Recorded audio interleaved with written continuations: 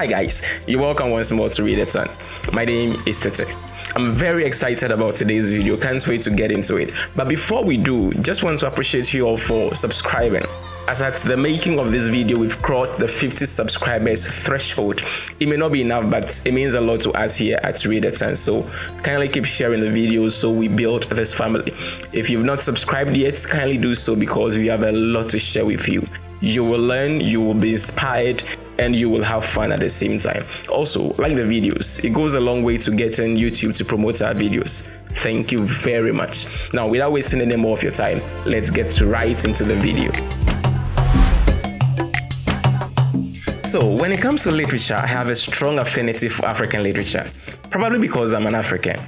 It was one of the things that hooked me into reading in general when I was growing up. The setting of the stories, the plots, the expressions used. These were things I could easily relate with as an African. And one of my favorite African writers had always been Chinua Achebe.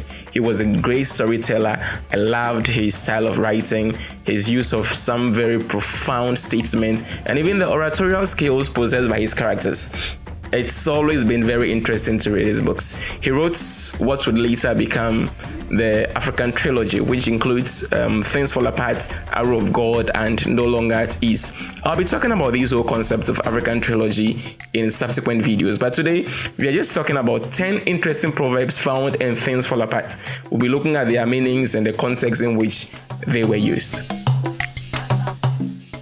Okay, so to begin with, an old woman is always uneasy when dry bones are mentioned in a proverb. It basically means that when something is said that affects someone personally, they become uncomfortable. If what was said was a joke, they cannot laugh, So it happened that Okonkwo, the central character in the story, Things Fall Apart, was in the company of a group of friends when an issue was raised concerning the lazy father of one of their friends. Now, while everyone was laughing, Okonkwo couldn't laugh. He felt uneasy because he remembered his own father. Number 2, the lizard that jumped from the high Iroko tree to the ground said he would praise himself if no one else did. Basically to imply that sometimes it is not pride to extol your virtues or to talk about your accomplishments. Okonkwo was a hard-working young man who had cleared a piece of land in order to plant some yams, but had no yam seedlings to plant. So he goes to Nwakibi, a hard-working and affluent man, to borrow some seedlings.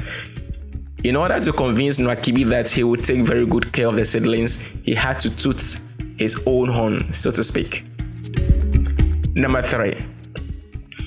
Ineke, the bird, says that since men have learned to shoot without missing, he has learned to fly without perching. Basically, it means that change is inevitable, so people need to learn to adapt.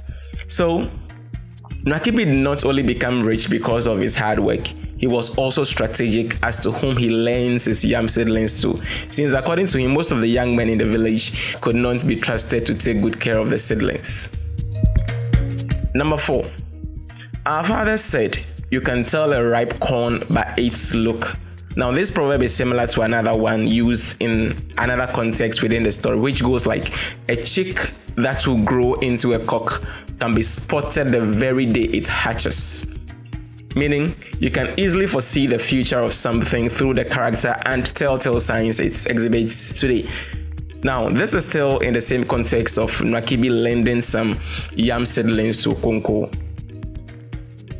And the only reason he gave for lending the yams to Okonkwo was because he believed that Okonkwo would be great one day. Okay, so hence that proverb. Number 5. Our elders say that the sun will shine on those who stand before it shines on those who kneel under them. Now, this is actually a very funny one. Okonkwo's father, Unoka, who was described as a lazy man, was also heavily indebted to some people within the community, one of which was Okoye. So Okoye comes to collect the amount of cowries owed him by Unoka. Unoka then, through the proverb, made him aware that actually he owed other people bigger debts than Okoye's. So Okoye, should relax, and that when push comes to shove, he would definitely pay those to whom he owed bigger debts before he attends to people like Okoye, whom he owed, according to him, not so much. Number 6. Those whose palm kernels were cracked for them by a benevolent spirit should not forget to be humble. To wit, a man whose success is as a result of luck must not forget to humble himself. So it happened that Okonkwo was in the company of other men when he rudely refers to one of the men as a woman. And one of the early men in the company rebuked him with a proverb and reminded him to be humble. Number 7. Looking at the king's mouth, one would think he never sucked at his mother's breast. Again, this was also in an attempt to scold Okonkwo for his unruly behavior towards a peer. In spite of Okonkwo's beginnings in poverty and misfortune, he has risen as one of the most respected elders in the clan. Yet, he deals harshly with men less successful than himself. So this old man drew his attention and reminded him of his humble beginnings so that he could be more tolerant of others who are less fortunate. Number 8. A child's fingers are not scalded by a piece of hot yam which his mother puts into his palm. This proverb is basically saying that one cannot be punished for doing something that they've been told to do. So, following the God's instructions, Okonkwo took part in the killing of one young boy, Ikemefuna, and after being scolded by one of his friends for taking part in the act, Okonkwo defends himself by quoting this proverb. Number 9. As our people say, when mother cow is chewing grass, its young ones watch its mouth. Now, this proverb implies that children pick up traits and behaviors from their parents. Basically, that's it. And then finally, number 10. If one finger brings oil, it soils the others. This is similar to one other proverb that says that one bad apple spoils the bunch. Basically meaning that one person's misconduct can affect a group with which they are associated.